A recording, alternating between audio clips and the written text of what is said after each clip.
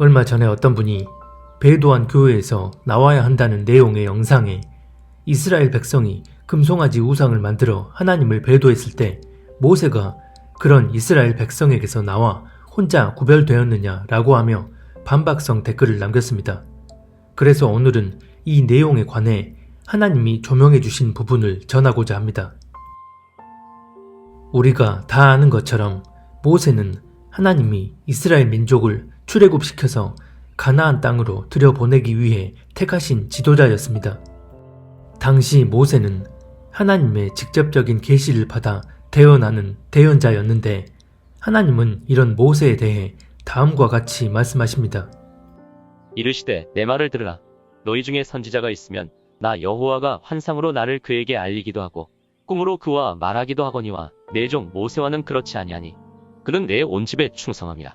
그와는 내가 대면하여 명백히 말하고 은밀한 말로 하지 아니하며 그는 또 여호와의 형상을 보거늘 너희가 어찌하여 내 종 모세 비방하기를 두려워하지 아니하느냐. 민수기 1장 6절로 8절. 이 말씀을 통해 알 수 있듯이 하나님은 모세를 단순히 하나님의 말씀을 대언하는 대언자 이상의 특별한 존재로 인식하고 계셨습니다. 그래서 이스라엘 백성들에게 있어서 모세는 가장 상위적 차원에 위치하여 이스라엘 민족을 인도하는 지도자였고 그런 모세의 말에 절대적으로 복종하여 따라야 하는 것이 곧 하나님의 섭리였습니다. 그래서 백성들이 모세의 말을 거역하게 됐을 때는 민수기 16장에서 고라와 그 무리들이 모세를 거역함으로써 하나님이 그들을 죽이셨던 것처럼 하나님은 당신의 말을 거역한 것과 동일하게 간주하셨습니다. 그러면 이스라엘 백성들이 금송아지 우상을 만들어 하나님 앞에 가증한 죄를 저질렀을 때 모세는 어떻게 행동했나요? 그들이 저지른 죄는 그들만의 문제일 뿐 이스라엘 전체의 죄는 아니다 라고 하며 그냥 대충 무마시켜 버렸나요? 그 배도 행위에 가담하고서도 여호와의 편에 서지 아니한 자들을 색출하여 숙청시킴으로써 죄의 근원을 뿌리 뽑았습니다. 이에 모세가 진문에 서서 이르되 누구든지 여호와의 편에 있는 자는 내게로 나아오라 하매 레위 자손이 다 모여 그에게로 가는지라. 모세가 그들에게 이르되 이스라엘의 하나님 여호와께서 이렇게 말씀하시기를 너희는 각각 허리에 칼을 차고 진 이 문에서 저 문까지 왕래하며 각 사람이 그 형제를 각 사람이 자기의 친구를 각 사람이 자기의 이웃을 죽이라 하셨느니라. 레위 자손이 모세의 말대로 행하매 이날의 백성 중에 3,000명가량이 죽임을 당하니라. 출애굽기 32장 6절로 8절. 이렇게 백성들이 저지른 죄에 대해 단호한 결단으로 행동한 후에야 모세는 하나님 앞에 나아가 용서를 구하며 하나님이 직접 내리실 심판을 막아설 수 있었습니다. 다시 말해 모세라는 인물은 이스라엘 민족을 대표하는 최상위 지도자로 이스라엘 민족이 집단으로 배도 행위를 저질렀을 때 모세가 나서서 죄의 근원을 뿌리 뽑아냄으로써 민족 자체를 멸하시려던 하나님의 심판을 막아선 것입니다. 여호와께서 뜻을 돌이키사 말씀하신 화를 그 백성에게 내리지 아니하시니라. 출애굽기 32장 14절. 물론 엄밀히 말하면 심판 자체가 거두어진 게 아니고 뒤로 미루어진 것이지만 분명한 것은 모세의 이런 단호한 결단과 행동으로 인해 당장 배도에 대한 진노를 쏟으시려던 하나님의 마음을 되돌릴 수 있었다는 것입니다. 배도에 대한 메시지를 전할 때마다 상위 차원에 의한 영적 전의에 대해 말씀을 드렸습니다. 상위 차원에 의한 죄는 죄의 영적 전의를 의미하기 때문에 이런 죄의 흐름을 끊어내기 위해선 최상위 차원에서 죄의 근원을 완전히 제거하여 하나님 앞에 거룩해지는 것이 최선의 길입니다. 모세는 이스라엘 민족을 인도하는 최상위 지도자인 위치에서 백성들의 죄를 앞장서서 도말했기 때문에 이스라엘 민족은 여전히 하나님 앞에 유효한 선민으로 남아있을 수 있었습니다. 그렇지 않다면 이스라엘 백성들이 하나님을 배도했을 때 그들을 다 쓸어버리고 모세로 하여금 새 민족을 세우겠다고 말씀하셨던 것처럼 하나님은 그렇게 하셨을 것입니다. 하지만 모세가 하나님 앞에 엎드려 간청했을 때 하나님이 당신의 뜻을 돌이키셨다는 것은 그만큼 모세라는 인물이 하나님 앞에 어떤 특별한 존재로 인식되어 있는지를 말해주는 것과 동시에 모세라는 인물이 이스라엘이 저지른 배도의 죄를 근본적으로 제거할 수 있는 강력한 지도자라는 사실을 다 알고 계셨기에 모세의 말대로 하셨던 것입니다. 즉, 이스라엘 민족이 저지른 배도의 죄가 하나님 앞에 돌이켜질 수 있는 유일한 길이 최상위 지도자인 모세가 앞장서서 죄의 근원을 뿌리 뽑아내야 했던 것이었습니다. 그러면 이런 모세와 이스라엘 민족에게 적용되던 동일한 영적 원리가 지금의 교회들에게 어떻게 적용되는지 고린도전서 5장을 한번 살펴보겠습니다. 고린도전서 5장에 보면 교회 안에 음행하는 자들이 있음에도 이런 사람을 용납하는 것에 대해 바울이 책망하는 말씀이 나옵니다. 너희 중에 심지어 음행이 있다 함을 들으니 그런 음행은 이방인 중에서도 없는 것이라. 누가 그 아버지의 아내를 취하였다 하는도다. 그리하고도 너희가 오히려 교만하여져서 어찌하여 통한이 여기지 아니하고 그 일 행한 자를 너희 중에 쫓아내지 아니하였느냐. 고린도전서 5장 1, 2절. 2절에 보면 교회 안에 음행하는 자들이 있는데 너희가 왜 교회 안에서 그들을 쫓아내지 아니하였느냐고 말합니다. 이 말인즉 너희가 그들의 죄를 용납해서는 안 되고 교회에서 반드시 내쫓아야 한다는 것입니다. 그럼 여기서 공동체 내에서 용납할 수 없는 죄란 무엇을 의미할까요?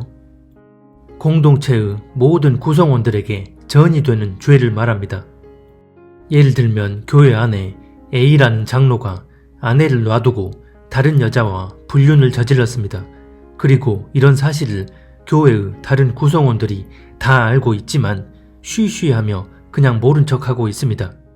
그럼 이런 상황에서 교회를 이끄는 목사가 그에게 가서 당신 저지른 죄가 하나님 앞에 얼마나 가증한 죄인지를 분명하게 얘기해주고 돌이킬 수 있는 기회를 줍니다.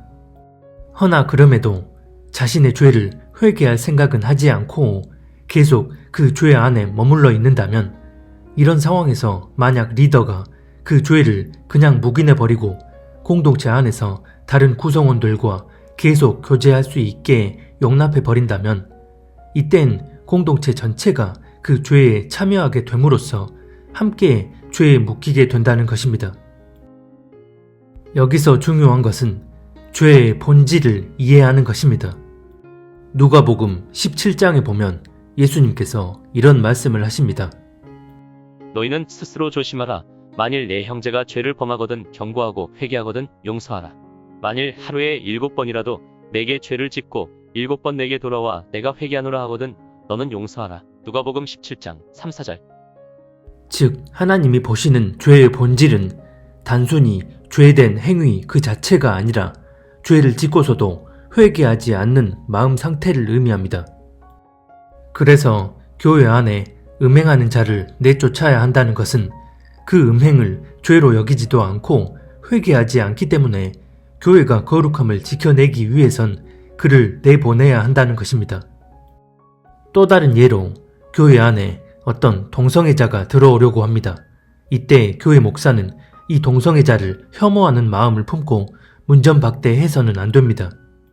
다만 그와 충분한 대화를 하면서 그가 자신의 그런 성 정체성에 대해 힘들어하며 다른 사람처럼 정상적인 모습으로 회복되기를 간절히 원하고 있다면 교회 목사는 그 문제를 교회 구성원들과 얘기하여 그 동성애자가 공동체 안에 들어왔을 때 동성애라는 영적 굴레에서 벗어날 수 있도록 성경적으로 충분히 얘기해주고 또 같이 기도해주면서 그가 돌이키고 회복될 수 있도록 돕게 될 때 하나님은 반드시 그가 정상적인 상태로 돌아올 수 있도록 은혜로 역사해 주십니다. 공동체가 존재해야 하는 당위성을 여기서 찾을 수 있습니다. 즉, 공동체 안에서 지체들끼리 서로 끌어주고 기도해주면서 하나님 앞에 거룩함을 지켜내고 하나님 뜻대로 나아갈 수 있도록 돕는 것입니다. 그래서 하나님 앞에 합당한 공동체라면 반드시 하나님 앞에 영적인 거룩함을 지켜내는 것을 본질적 전제로 삼고 있는 상태임을 의미하기에 이런 상태에서 서로 기도하고 교제하고 죄를 이겨낼 수 있도록 도우면서 주님 앞에 온전한 상태로 함께 나아가게 됩니다. 그래서 동성애자가 교회 안에 들어오려고 한다면 그가 어떤 마음으로 들어오려고 하는지를 파악해야 합니다. 즉, 지푸라기라도 잡는 심정으로 교회 안에 들어와 자신의 성 정체성이 정상적인 상태로 치유되길 바라는 간절함으로 들어오려고 하는 건지, 아니면 여전히 자신의 동성 욕구를 그대로 발산하면서 큰 죄로 인식하지 않는 상태임에도 단지 조금 남아있는 죄책감을 없애기 위해 교회 안에 들어오려고 하는 건지, 만약 후자인 경우인데도 이 사람을 교회 안에 받아들이게 됐을 땐 괜찮아, 그건 또 다른 사랑이야 라는 헛된 말로 거짓 위로를 해주며 그 동성애를 용납함으로써 결국은 그 교회 전체가 죄의 올무에 걸려들게 됩니다. 그래서 요한 2서 1장은 이렇게 말씀하는 것입니다. 누구든지 이 교훈을 가지지 않고 너희에게 나아가거든 그를 집에 들이지도 말고 인사도 하지 말라. 그에게 인사하는 자는 그 악한 일에 참여하는 자임이라. 요한이서 1장 10절로 11절. 그런데 안타깝게도 오늘날 많은 교회들이 후자의 경우를 아무렇지 않게 받아들이고 용납해버립니다. 무엇이 성경이 말씀하는 사랑의 정의인지를 분별할 생각은 하지 않고 그저 사람에게 포커스를 맞춘 인본적 기준에 의해 무조건 용납하고 감싸주고 받아들이는 게 사랑이라 여기며 공동체를 이끌어가는 사역자를 비롯한 교인들까지 거룩함에 대한 기본 인식조차 없습니다. 성경이 말씀하는 사랑의 본질적 정의는 바로 진리에 의한 사랑입니다. 그래서 고린도전서 13장에 보면 사랑의 이런저런 특징에 대해 말씀하면서 6절에 보면 사랑은 불의를 기뻐하지 아니하고 진리와 함께 기뻐한다 라고 말씀합니다. 성경이 정의하는 사랑이란 다시 말해 불의를 배척하고 진리를 따르는 것을 전제로 합니다. 어떤 사람이 불의한 마음을 가지고 있으면서도 스스로 그걸 대수롭지 않게 여기면서 그 불의함이 공개적으로 드러난 상태입니다. 그런데 만약 이 진리의 사랑을 본질로 삼지 않는 공동체라면 그런 사람도 무조건 용납하고 포용하고 품어줘야 한다는 인본적 사랑에 의해 결국은 공동체 내에 진리의 사랑은 잃어버리게 됩니다. 데살로니가 후서 2장 10절에 보면 불의의 모든 속임이 멸망하는 자들에게 임하는데 이는 그들이 진리의 사랑을 받아들이지 않았기 때문이라고 말씀합니다. 여기서 불의의 속임이란 여러 경우가 있을 수 있겠지만 인본적 기준에 그럴듯한 사랑의 간판을 달고서 실상은 진리에 기반한 진짜 사랑을 저버리게 만드는 것도 불의의 속임에 해당하는 경우입니다. 그리고 이런 인본적 사랑의 간판을 달고서 진리의 사랑을 저버리는 대표적인 경우가 바로 교회가 이것저것 다 허용하고 용납함으로써 스스로 거룩함을 저버리는 것입니다. 진리 되신 하나님은 거룩하신 분이기에 우리가 추구해야 할 사랑 안에도 반드시 거룩함이란 전제가 기본이 되어야 하는데 그 거룩함을 스스로 저버리고도 아무런 자각도 하지 못하는 상태가 돼버린 것입니다. 신구약을 막론하고 하나님께서 괜히 내가 거룩하니 너희도 모든 행실에 몸을 구별하여 거룩하라고 말씀하신 게 아닙니다. 성경이 애매하게 말씀하고 있는 것도 아니고 교회가 거룩함을 지켜내기 위해선 어떻게 행동해야 하는지를 아주 명확하게 말씀하고 있는데도 말씀과 전혀 동떨어진 자신들만의 기준으로 사랑의 정의를 멋대로 변개시켜서 공동체 전체가 거룩을 상실해버린 상태임에도 그저 표면적으로 위로해주고 품어주고 용납해주면 그걸 사랑이라 여기며 하나님을 거스르는 방향으로 나아갑니다. 그리고선 기록된 말씀 그대로를 이렇게 이야기하면 융통성 없는 영적 꼰대 취급을 하고 스스로 하나님 말씀을 저버리면서도 아무런 마음의 거리낌 없이 그걸 되려 정상이라 여깁니다. 이런 모습이 과연 정상일까요? 교회가 먼저인가요? 아니면 하나님이 먼저인가요? 교회 공동체를 육적으로 지키는 것이 먼저인가요? 하나님 앞에 영적 거룩함을 지키는 것이 먼저인가요? 대체 무엇이 본질이고 비본질인지를 겸비한 마음으로 하나님 앞에 나아가 분별을 구하고 말씀을 적용시켜야 하는 게 지극히 정상임에도 그럴 마음은 전혀 없이 모든 것들을 인본적 기준에 의해 말씀을 거스르는 방향으로 나아가면서도 스스로 깨닫지 못합니다. 하나님을 믿는다는 공동체가 가져야 할 거룩함이라는 기본 전제를 상실해버린 상태에서 육적인 모양만 경건하게 유지하면서 공동체를 운영해 나가는 것이 목적이 돼버린 경우라면 공동체의 존재 가치는 상실되게 됩니다. 이런 상태라면 하나님께서는 그런 공동체를 통해 역사하시는 게 아니라 돌들로도 소리 지르게 하신다는 누가복음 19장 40절 말씀처럼 하나님은 당신의 전능하심에 의해 강권적인 섭리로 역사하십니다.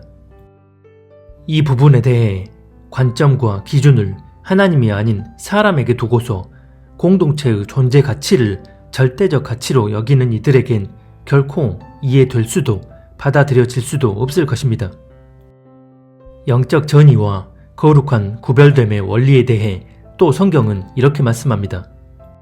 적은 누룩이 온 덩어리에 퍼지는 것을 알지 못하느냐.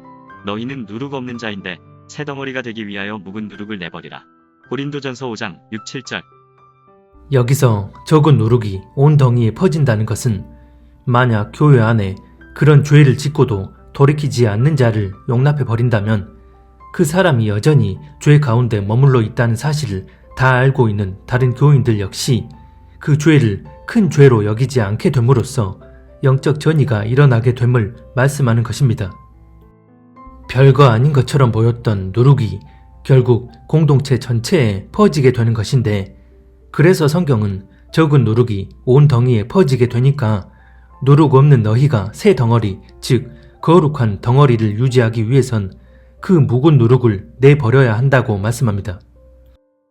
이것이 신구약에서 동일하게 말씀하는 거룩함을 지켜내기 위한 영적 원리입니다. 죄의 근원을 뿌리 뽑아냄으로써 전체의 거룩함을 지켜내는 것. 그러면 이런 영적 원리에 의해 이번엔 공동체 안에 속해 있는 구성원이 아니라 교회를 이끌어가는 지도자들이 하나님 앞에 가증한 죄악을 저지른 상황이라면 교회가 어떤 모습을 보여야 하나님 앞에 그 죄가 돌이켜질 수 있을까요? 당연히 지도부가 하나님 앞에 회개하고 죄의 근원을 철저히 제거하여 거룩함을 지켜내려는 실제적 행동을 보여야만 하나님 앞에 그 죄가 돌이켜질 수 있습니다. 하지만 교회 지도부는 그럴 생각이 전혀 없고 다른 교인들 역시 그 죄에 대해 알고 있으면서도 심각성을 느끼지 못하는 상태라고 한다면 반드시 그 공동체를 벗어나 구별되어야만 이미 공동체 전체로 전이 되어버린 죄의 흐름을 끊어내고 하나님 앞에 거룩함을 지켜낼 수 있는 것입니다. 그래서 이사야 52장과 고린도 후서 6장, 요한계시록 18장에 보면 너희는 그들 중에서 나와 따로 있고 부정한 것을 만지지 말라고 하시고 또 거기서 나와 그의 죄에 참여하지 말라고 하시는 것입니다. 그러면 이 영적 원리를 교단과 거기에 소속된 교회 및 교인들의 관계에 한번 적용해 보겠습니다. 교회가 교단에 가입한다는 것은 교단에게 상위적 권한을 부여하고 거기에 종속되어 교단의 뜻과 합치된 방향으로 나아가겠다는 것을 인정하고 가입하는 것을 의미합니다. 그리고 이런 영적인 차원뿐만 아니라 육적인 차원에서도 교인들이 낸 헌금의 일부가 소속 교단으로 들어갑니다.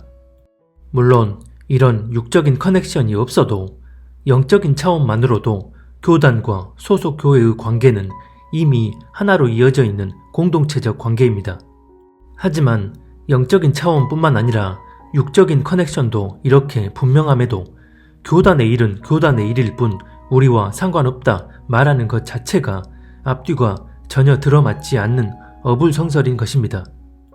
그래서 일제시대 신사참배 당시 신사참배를 반대하는 개개인들이 많이 있었지만 결국은 최상위 차원인 교단들이 공식적으로 신사참배를 결정함으로써 하나님은 이런 교단의 결정에 의해 이 땅에 6.25라는 참혹한 심판을 내리셨고 교단 차원에서 유일하게 신사참배에 반대하여 구별되어졌던 경남 지역을 제외한 모든 지역이 이 심판 아래 들어가게 됩니다. 이는 다시 말해 일부 교인들이 개인적 차원에서 아무리 신사참배를 반대했더라도 본질적으론 그들 역시 신사참배를 찬성한 교단에 가입된 교회 공동체에 속해 있었기에 이 심판에서 자유로울 수 없었다는 것입니다. 교단과 교회가 하나의 공동체로 된 상태에서는 교단의 공식 결정이 하위 개체인 교회들과 교인들에게 그 영적인 영향이 이어진다는 사실을 보여주는 아주 분명한 사례인 것입니다. 이처럼 각 교인들이 모여서 하나의 교회 공동체를 이루는 것처럼 각 교회들이 모여 하나의 공동체를 형성한 것이 바로 교단이라는 조직체이고, 이렇게 되면 앞서 살펴봤던 고린도전서 5장에서 말씀하는 그 영적 원리가 교단과 교회와의 관계에도 동일하게 적용됩니다.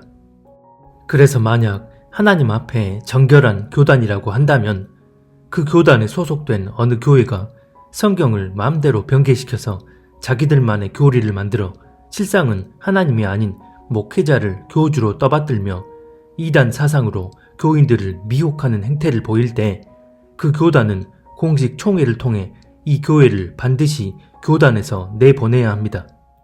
하지만 교단이 공식 총회를 통해 오히려 이 교회를 두둔하는 입장을 보이면서 이것을 별 문제가 아닌 것으로 정리해버리고 계속해서 교단의 일부로 허용해버린다면 결국은 이 교회의 죄를 죄가 아닌 것으로 교단이 공식 인정하는 것을 의미합니다.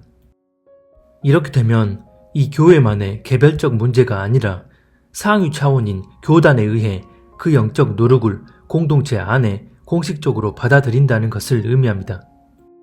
그러면 이런 상황에서 정말 하나님 앞에 합당한 교회가 있다면 하나님 앞에 영적 거룩함을 지켜내기 위해 그 교단을 공식 탈퇴하여 구별되는 것이 성경이 명백하게 말씀하고 있는 공동체가 영적인 거룩함을 지켜낼 수 있는 길입니다.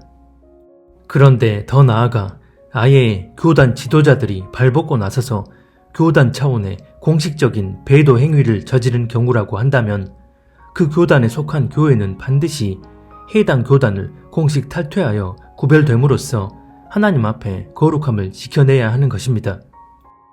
교단의 지도자들이 총회를 통해 공식적인 배도 행위를 자행함으로써 교단에 속한 공동체 전체에 죄의 올무를 씌워놓고도 죄의식은커녕 악을 선하다 하는 지경에 이르게 된 지금 그 교단에 소속된 공동체에 그대로 속해서 죄의 올무에 빠져 있을 게 아니라 그 공동체에서 나와 구별되어지는 것이 우리 각자가 하나님 앞에 거룩함을 지켜낼 수 있는 유일한 길입니다.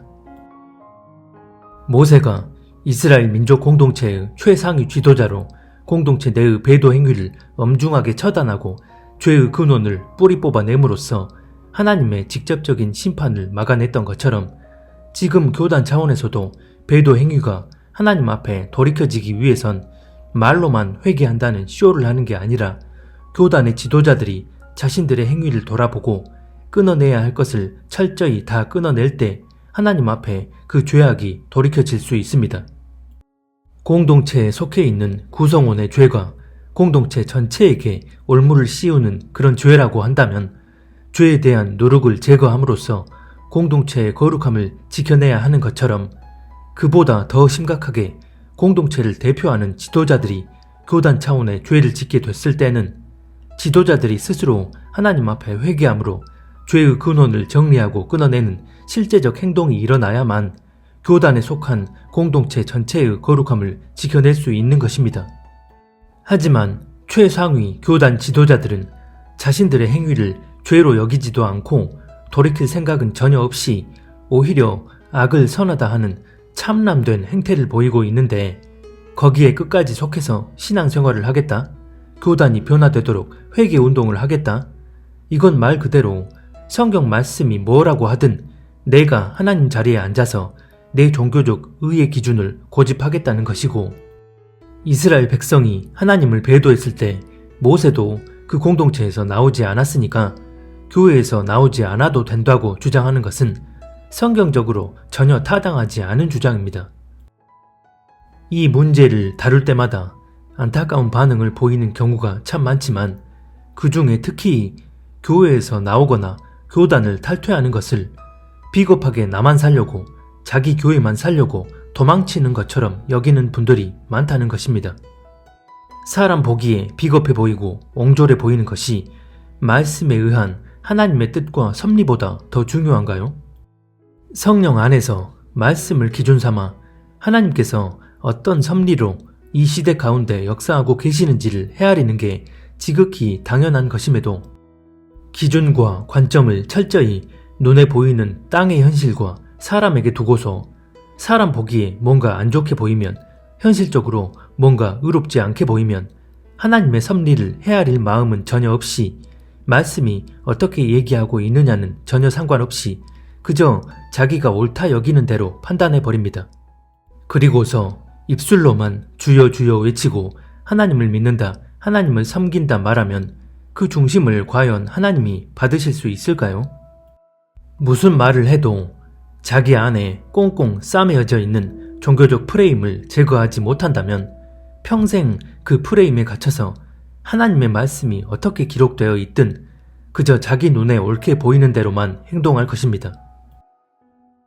이스라엘 민족은 모세처럼 하나님 앞에 합당한 지도자가 있었을 때 그 지도자가 강력한 리더십으로 죄의 근원을 뿌리 뽑아서 진짜 회개함으로 주님 앞에 나아가는 경우도 있었지만 그렇지 못한 경우도 있었습니다.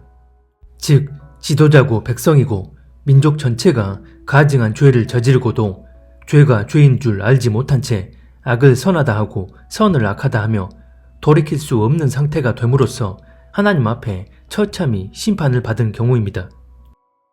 이스라엘의 이런 두 케이스를 통해 하나님과 언약 맺은 교회가 하나님 앞에 지금 어떤 상태인지를 인지하고 거기에 속해 있는 내가 어떻게 판단하고 행동해야 하나님의 뜻에 합당한지를 분별할 수 있어야 합니다.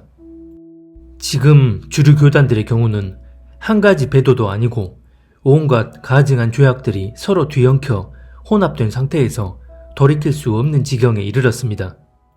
교단들이 자신들의 죄를 죄로 여기지도 않고 오히려 악을 선하다 하는 참담한 지경에 이른 지금 교회가 그런 교단을 탈퇴하지 않는다면 그런 교회에 속해 있는 각자가 어떻게 행동해야 하나님 앞에 거룩함을 지켜낼 수 있는지를 바르게 분별하고 결단해야 한다는 것입니다. 물론 배도한 교회에서 나온다고 해서 끝나는 게 아닙니다. 그렇게 구별된 이후 자기 삶의 영역 가운데 하나님의 뜻을 헤아리고 하나님과 동행하는 진짜 믿음의 삶을 살아야 합니다. 배도한 교회에서 나와 구별돼야 한다는 메시지를 전할 때마다 받아들이기를 거부하는 분들을 보면 본인이 성경을 읽고 상고할 때 하나님의 뜻을 이해하고 분별하려는 겸비한 마음으로 성령님께 조명을 구한다면 성령께서 반드시 조명해 주실 텐데 자기 인간적 기준으로만 말씀을 대하고 또 이런 메시지를 대한다는 것입니다. 그리고선 반박을 위한 반박 논리만 내세우며 하나님이 세우신 교회들을 네가 왜 함부로 판단 정죄하냐고 힐난합니다. 저는 개인적으로 단 한 교회라도 더 하나님 앞에 거룩히 구별되기 위해 배도한 교단을 공식적으로 탈퇴하여 교단에 의한 죄의 흐름을 끊어내기를 바라는 바입니다. 하지만 대부분의 교회들이 그럴 마음이 없는 것 같으니 교인들이라도 그런 배도한 교단 소속 교회를 벗어나 구별될 수 있기를 바라는 마음으로 이런 메시지를 전하는 것입니다. 하나님을 믿는 우리 그리스도인들에게 가장 궁극적인 본질은 제도권 교회 공동체를 어떻게든 지켜내야 하는 게 아니라 우리 한 사람 한 사람이 거룩히 구별되어 합당한 자로 주님 앞에 서야 하는 것이기 때문입니다. 하지만 애초에 그 마음 상태가 온전하지 못하다면 성경을 지식적, 단편적으로만 이해하고 실제 삶에선 말씀을 그대로 적용하는 게 아니라 적용하고픈 부분만 취사 선택해서 결국은 내 종교적 기준으로 나아갑니다. 이런 분들은 무슨 얘기를 해도 들으려 하지 않습니다. 그리고선 똑같은 논리를 고집하며 교단이 배도한 것은 교단의 일일 뿐이고 거기에 개인적으로 동의하지 않으면 된다 여기면서 단지 거기에 속해 있다는 사실만으로 다 배도했다는 것은 너무 억지다 라고 생각된다면 저도 더 이상 드릴 말씀이 없을 것 같습니다. 사실 인간적인 마음으로는 이제 구별되기 위해 결단하고 행동할 사람은 이미 다 그렇게 했을 거라고 생각했는데 아직도 듣고 구별될 사람이 남아있으니 또 이렇게 전하게 하시는 게 아닌가 싶습니다. 분명한 사실은 데살로니가 후서 2장 3절에 나오는 교회의 배도는 교단 차원에서 이루어지고 있는 지금의 이 배도로 시작된다는 것이고, 이것은 한국뿐만 아니라 전 세계적으로 일어나고 있는 일인데, 지금의 이 배도가 환란 속에서 모든 종교가 하나로 통합되는 음녀 바벨론으로 완성되어질 것입니다. 그래서 아직 환란이 임하지 않은 지금 단 한 사람이라도 더 늦기 전에 배도에서 구별되어 주님과 동행하며 살다가 주님 다시 오시는 날 흠없고 정결한 거룩한 신부로 주님 앞에 설 수 있기를 바랍니다.